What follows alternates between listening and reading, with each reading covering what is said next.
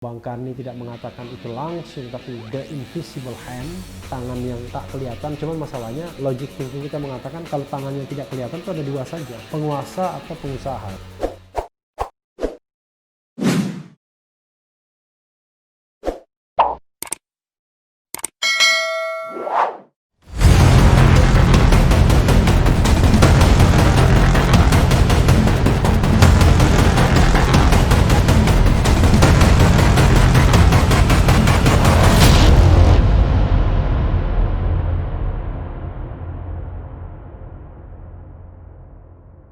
Assalamualaikum warahmatullahi wabarakatuh, Sobat RH sekalian.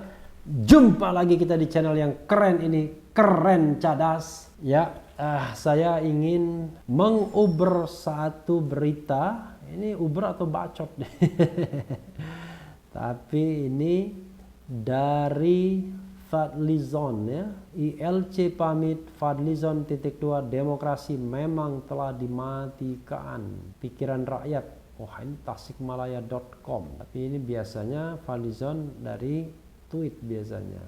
Ya, oh YouTube ya. Jadi Fadlizon YouTube, Fadlizon Official. Terima kasih atas peran ILC TV One selama ini. Kelihatannya demokrasi memang telah dimatikan.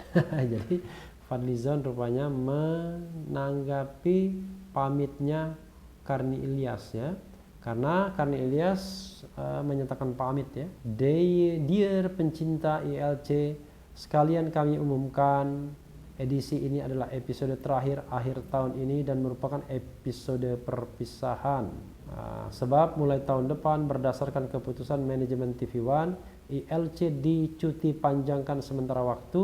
Mohon maaf sebesar-besarnya kepada pencinta ILC. Sebelumnya Karni Ilyas bicara tentang Dear pencinta ILC. Diskusi kita Selasa malam ini berjudul Renungan Akhir Tahun, Dampak Tekanan Ekonomi, Ibu Bunuh Anak, Suami Bakar Istri Selamat. Selamat menyaksikan. Mohon maaf terlambat mengumumkan. Kenapa terlambat mengumumkan?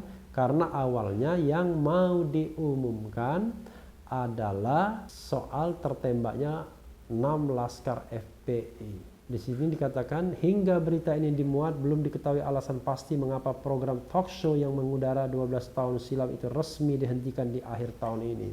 12 tahun silam berarti tahun 2000 berapa ya? 2020 ya, 2004 berarti ya. 2004 berarti menjelang Pilpres pertama, jangan-jangan ya. Dan saya sendiri baru mendapatkan kesempatan menjadi pembicara itu 12 tahun silam 2006 ya, 2006. Wah, matematika saya susah rupanya. 2008 ya, 2008 kan sekarang 2020, 2008, dan saya baru mendapatkan kesempatan menjadi pembicara diundang itu berdasarkan buku yang saya miliki ya, yaitu 2012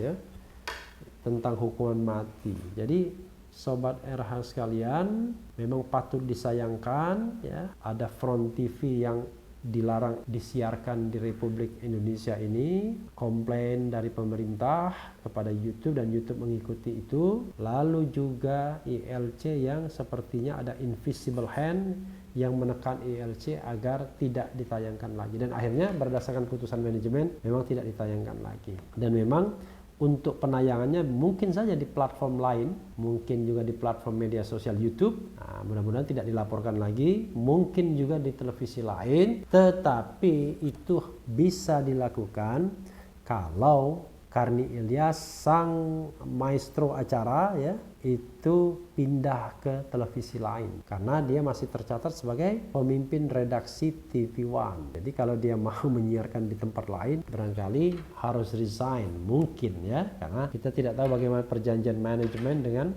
Karni Ilyas dalam konteks ini. Tapi yang jelas seperti yang sudah saya bikin dalam video sebelumnya ya, saya sendiri juga sangat sedih menyesalkan dihentikannya tayangan Indonesia Lawyers Club.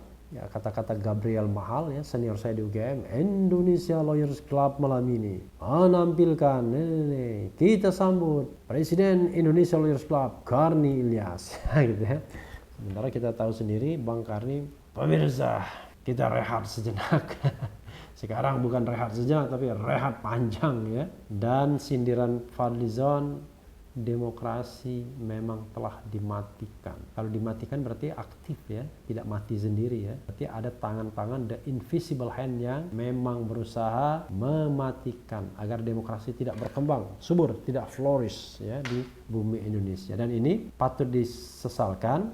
Jangan sampai kita kembali kepada kubangan sejarah Orde Lama dan Orde Baru. Orde Lama otoriter, Orde Baru juga kurang lebih sama. Sobat era sekalian, kita sudah merasakan hawa segar 22 tahun paling tidak, walaupun 6 tahun terakhir pada era pemerintahan Jokowi sudah mulai terasa hawa otoritarianismenya, terutama sejak 2016 ketika Freedom House mengatakan negeri ini sudah negeri partly free, negara separuh bebas. Dan ini semua dampak dari keterbelahan masyarakat karena pemilihan presiden yang hanya diikuti oleh 2 pasangan calon saja, sehingga yang terjadi adalah rivalitas yang permanen antara kedua kelompok masyarakat. Dan celakanya pemerintahan yang berkuasa tidak bisa merekonsiliasi itu untuk kembali kepada persatuan Indonesia, malahan seolah-olah mengambil posisi, take position sebagai pihak yang mendukung atau didukung oleh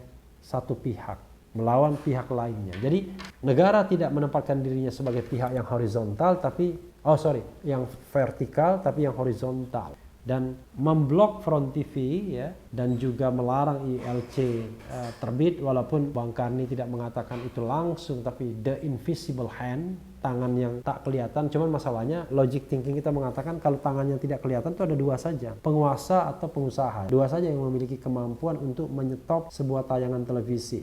Nah, tapi dua-duanya unjustified, tetap unjustified.